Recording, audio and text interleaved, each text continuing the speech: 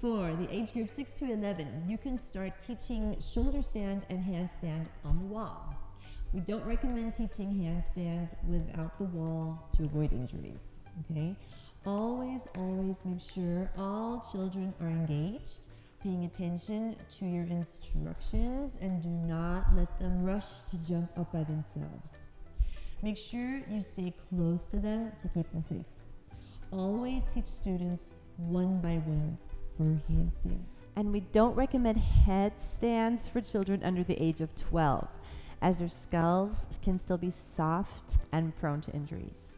One challenge of shoulder stand is entering the pose. It can be easier to position your shoulders, arms, and back for shoulder stand while in plow pose. In plow pose, make sure that the hands are supporting the back and the elbows are firmly on the floor, as close together as possible. And then up you go. There it is. Very good. Yes, and then you come out of the pose from plow pose. You can also use the wall. Have the students lie on the floor by the wall with their hips next to the wall and their legs and feet on the wall. Then have them walk their feet up the wall until they feel comfortable enough to take one foot at a time from the wall. Make sure they have their hands on their backs while raising their hips away from the mat. There we are.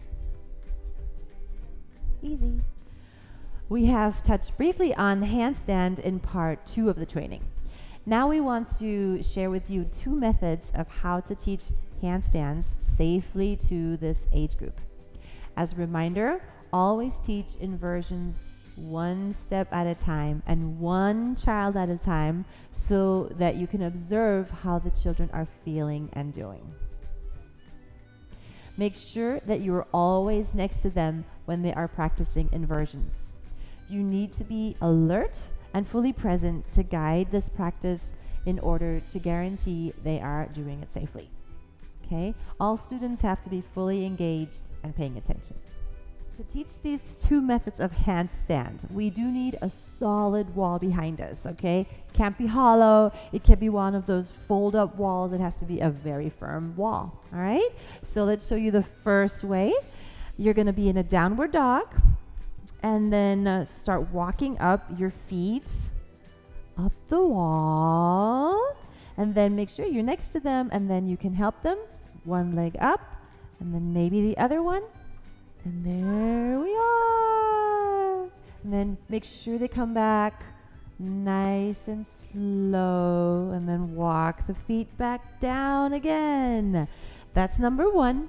And the other method is to have a very strong upper body. Make sure that you have strength in your arms, nice core.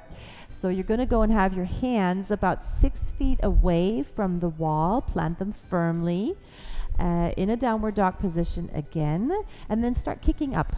So you can kick up to gain a little momentum and play with that, and I can hold, and there we are.